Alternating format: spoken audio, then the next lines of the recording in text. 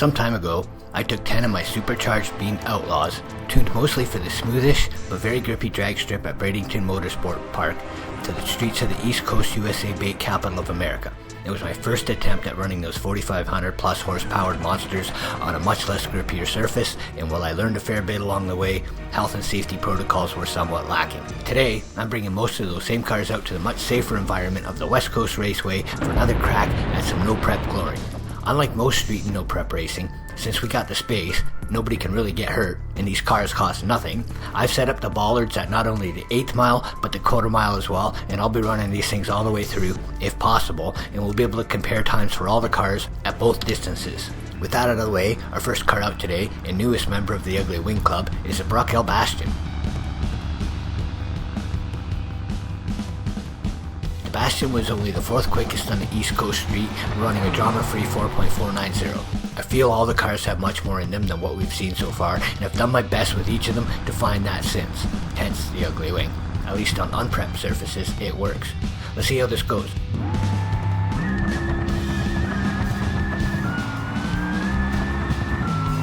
.421 at the 8, and a 6.345 to the quarter to set a benchmark for the rest of the cars here today.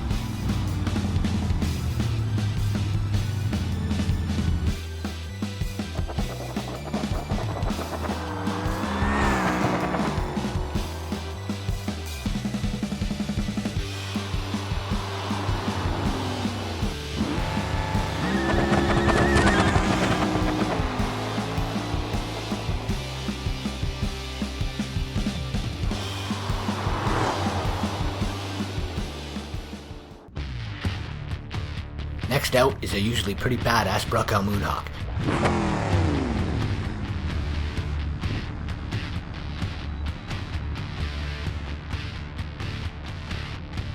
This car made the 2nd quickest hit on the street so far, running a white knuckle ass-clenching 4.370 on the East Coast. Today I'm hoping to be able to calm it down some, or it's going to be a challenge getting it all the way to the quarter mile.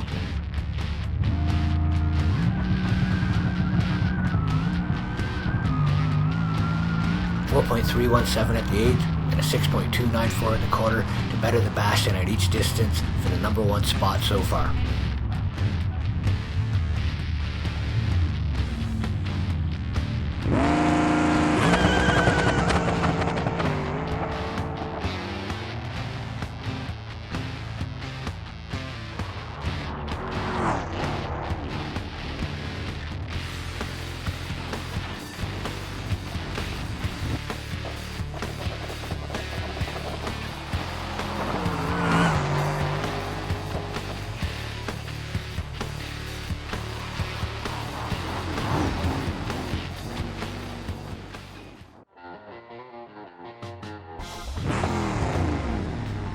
Coming up next, always a favorite of mine, the Burnside. Never not a complete handful, the Burnside was by far the slowest on the street the first time around, running only a 4.719 on the 8th mile course. I have done my best to make this thing somewhat drivable here, but I never really know what's going to happen when I launch this thing, so this could be interesting.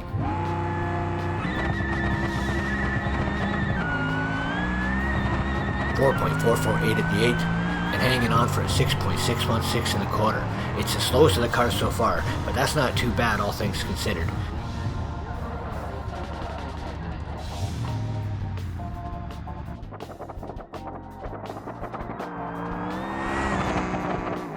That may have looked pretty straightforward, but I'm holding my breath on every pass in this car because it takes a very delicate touch to keep this big ass from beating the nose to the finish line.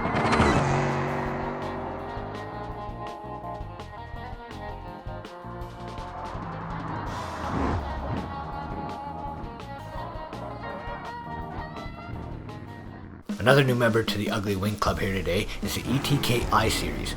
This car is schizophrenic. It's straight as an arrow and as quick as anything, or it's all over the place trying to kill you.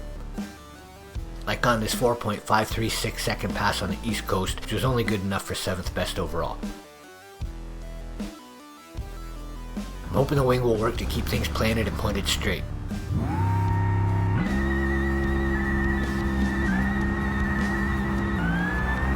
.548 and on and off the throttle to a 6.500 quarter mile ET. The car was actually fairly straight to half track. From there I think I just overdrove it and was forced to feather the throttle to make it to the finish line in one piece.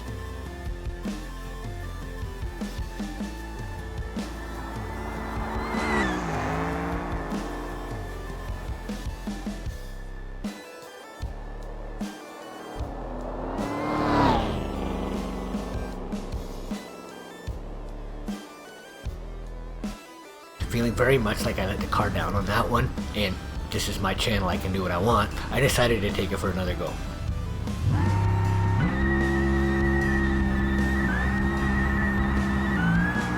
.499 at the 8, and straight as it gets to a 6.327 in the corner. That was much better. The I-Series is slowest so far in the 8, but second quickest of the 4 cars to the corner.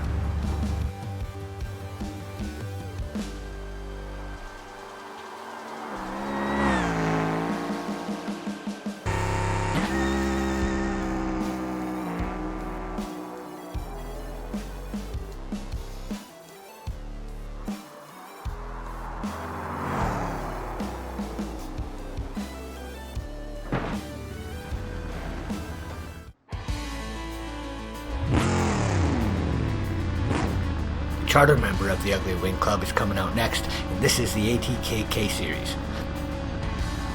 As much as the I-Series was a handful on the East Coast street, this was worse, barely hanging on for a second slowest 4.652 ahead of only the Burnside. I'm hoping with a little more space and a little less curbing that this thing puts up the sort of numbers I know it should be capable of.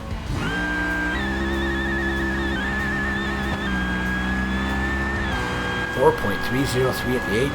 And a 6.230 in the quarter. The K-Series goes to the top of the list for both distances so far, and I suspect that's going to be tough to beat. Not much to say about that one except nice pass.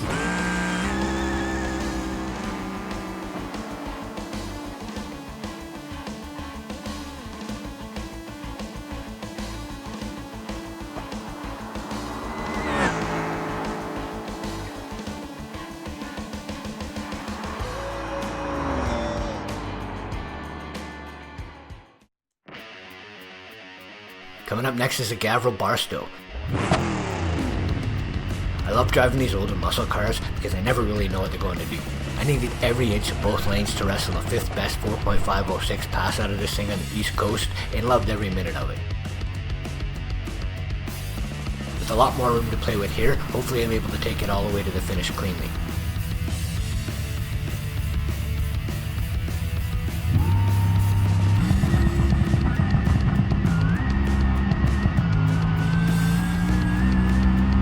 Surprisingly straight pass out of the Barstow, running second quickest to the 8 so far at 4.306, second slowest to the quarter at 6.346.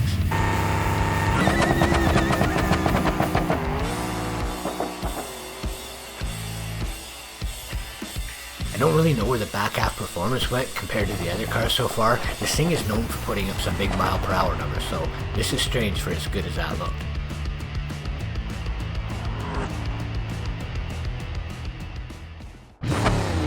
The next classic muscle car to take to the course is the Gavril Bluebuck.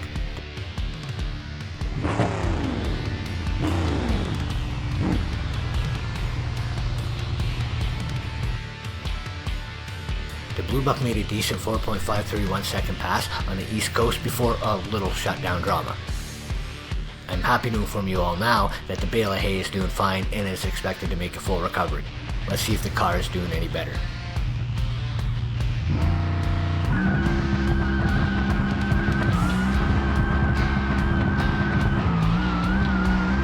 Wow, calling that a handful does no justice to how sketchy that pass felt. A 4.560 in the 8 and a 6.766 full quarter is not indicative of what that car is capable of.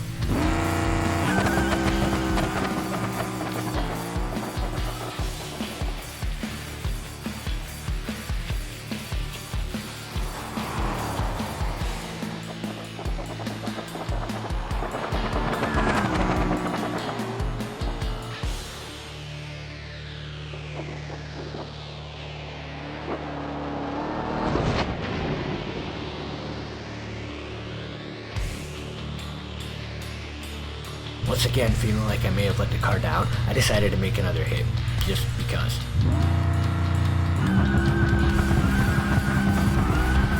So far so good, 4.550 at the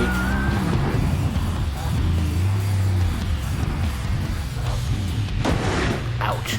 I'm really going to have to learn how to get this thing stopped safely someday. Slightly improved 4.550 to the 8 and an equally slightly improved 6.762 in the quarter. Bluebuck is the slowest car to both distances so far.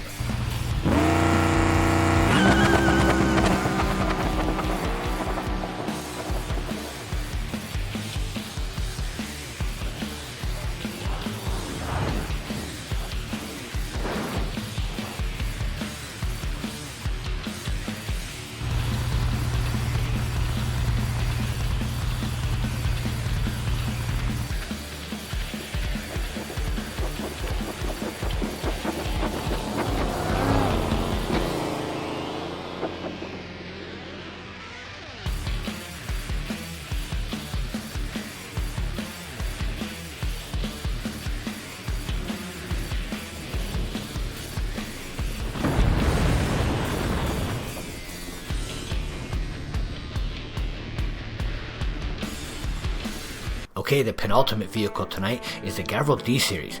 Penultimate is a stupid word meaning second to last that sports people like to use to make them sound sophisticated, dignified, and intelligent.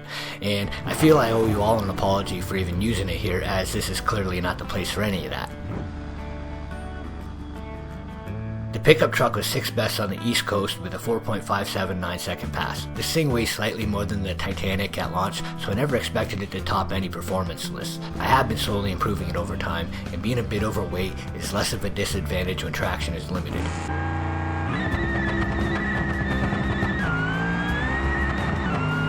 .468 to the 8 and 6.543 in the quarter will put the D-Series number 6 at both distances. Not bad. It's far from the quickest, but that might have been one of the smoothest passes of the day. Not bad.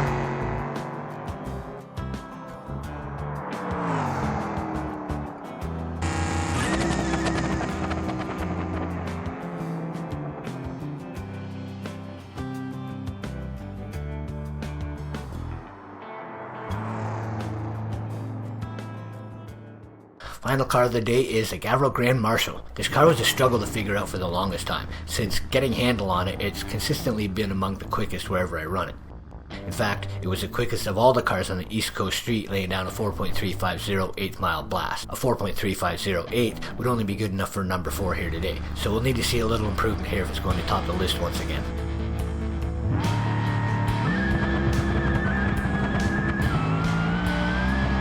.322 in the 8th and a 6.296 in the quarter. That puts the Gavril Grand Marshal number 4 in the 8th and number 3 in the quarter. With the smoke cleared at the end of the day, it's the ETK K-Series that's the quickest car at both distances.